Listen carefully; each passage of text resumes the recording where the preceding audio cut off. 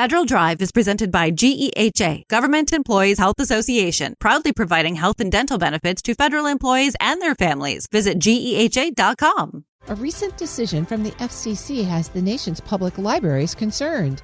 It had to do with a program aimed at providing publicly available high-speed broadband internet, particularly in rural areas. However, a recent vote by the FCC ends its support of the program. To understand how public libraries will look to adjust, Federal News Network's Eric White spoke with Sam Helmick, president of the American Libraries Association. Sam, welcome. Thank you, Eric. It's wonderful to be with you today. Of course, it's wonderful to have you. So help us understand the program we're discussing here is the E-rate hotspot lending program. Tell us a little bit about that, and then we can kind of get into what happened here.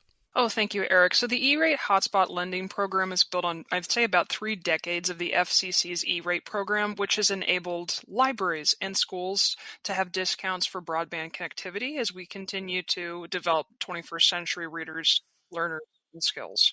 And so traditionally that E-rate funding could only be used for connections with libraries and school buildings, but then in 2024, the then FCC chairwoman really launched this beautiful program called Learn Without Limits. And that expanded eligibility for the Wi-Fi hotspot devices that libraries could retain to be circulated much like books, particularly to households without reliable or affordable broadband. And the American Libraries Association deeply supported this.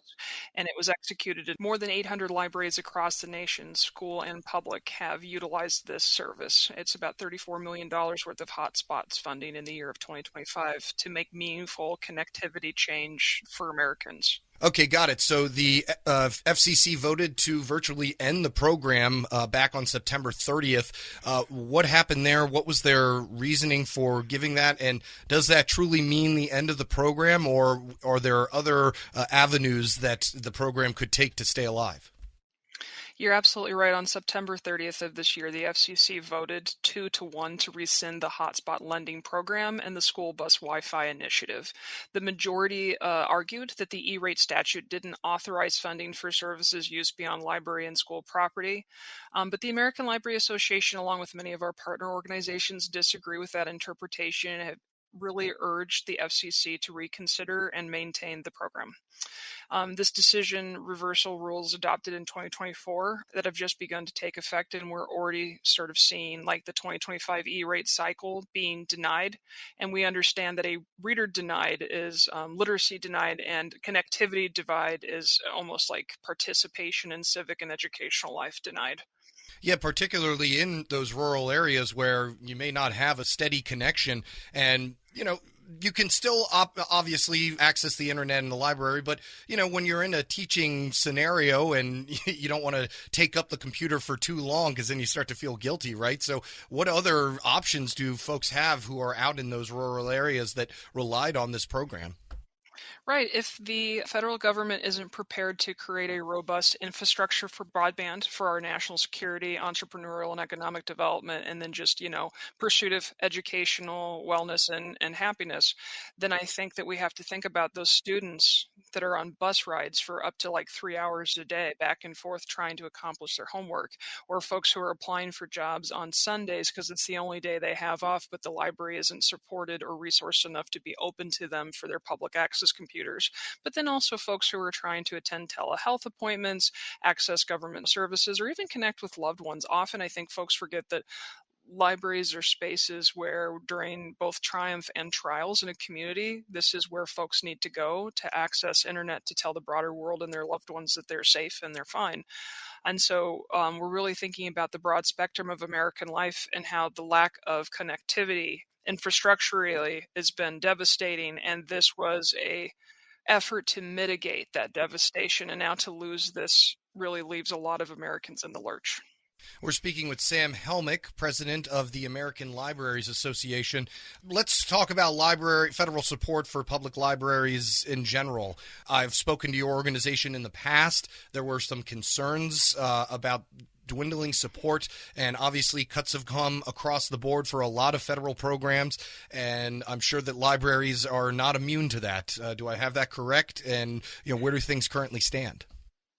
Oh, you're absolutely right. In 2024, the Institute of Museum and Library Services awarded $266.7 million through grant making, research, and policy development that particularly supported not only our state libraries across the nation, but then our small and rural that rely on those matching state dollar funds to make sure that our tax dollars are working twice and three times over. So, with the executive order seeking to dismantle that institute, as well as the lack of robust or comprehensive release of the congressionally mandated funds that fund that institute, that support libraries around the country and therefore communities around the country, libraries are experiencing resource scarcity at the federal and then the state and then at the local level, because despite the fact that those federal dollars have been paid by the taxpayers, they're not getting returned back. And then if you have contracts through those state consortiums or state libraries, those contracts didn't end just because the congressionally mandated dollars were not provided to the states. And so this is creating an undue burden on state taxes and taxpayers.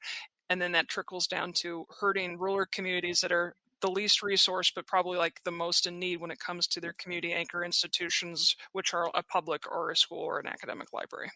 Yeah, I was going to say I'm in no way living in a rural area, but going to any of the libraries in my vicinity, they're as crowded as ever. So it seems as if the need for resources is almost at an all-time high at a time when they may not have all the support they need. I agree with you, Eric. Increasingly, you and I understand that having digital connection is going to allow us to not only thrive civically, but economically, educationally, and then just socially. And so to bar that access to any American, particularly in a country that is so well resourced and rich, feels counterintuitive to ensuring that we continue to be a nation that thrives 250 years into our story.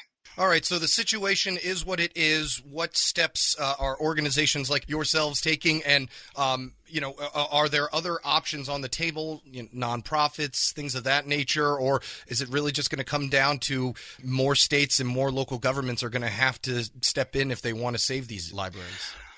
Right. So I think it's holding anybody, regardless of where they sit on the aisle, accountable to understanding that more Americans visit libraries than they do baseball games, which is our national pastime, and that 70% of us are not interested in abridging or censoring information for any reason, not for economic reasons, not for ideological reasons. That's a large spectrum of American life through third-party surveys that show us how much we value access to information. So how do we support those values? Well, first, we recognize that we're about to be 250 years old as a nation, and that this unique form of government had an essential mechanism called libraries, which is why a lot of our founders invested in them, because they wanted a robust constituency in society that was educated so that it could progress and have informed decisions when it came to civic life.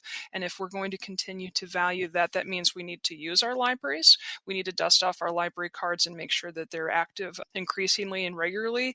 As folks who want to get into the advocacy piece, it's visiting ala.org/advocacy to learn how you can write an email, invite your congress member to come visit their local libraries in their areas of representation, join a city council, join a library board of trustees, join a school board so that your voice and fingerprints are part of the conversation. It's writing to your legislators and reminding them that you wanted to robustly support your libraries, and so you're asking them to write policy and create funding that will make that manifest. And then lastly, you can also visit ilovelibraries.org so that if you're wanting to support the American Library Association and library practitioners that are doing this work, you can donate your story, you can donate funds to support moving this national value 250 years into the future.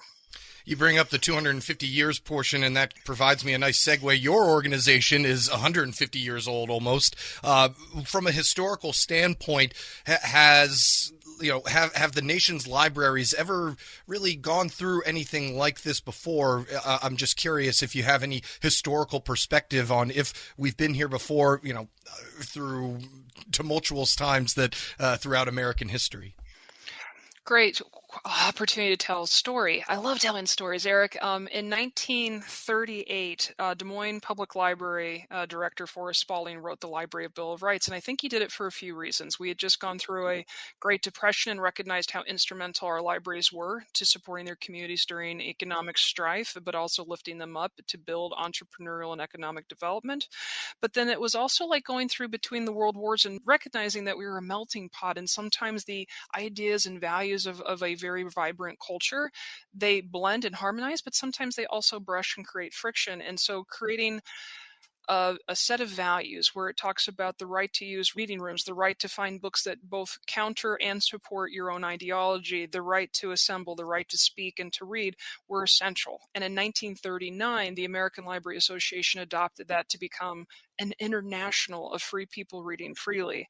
And so when I think about our history, I think libraries have been very good at growing at the pace of their societies, turning inwardly to think about how they can do the work better, and then relying on their communities to do the work best.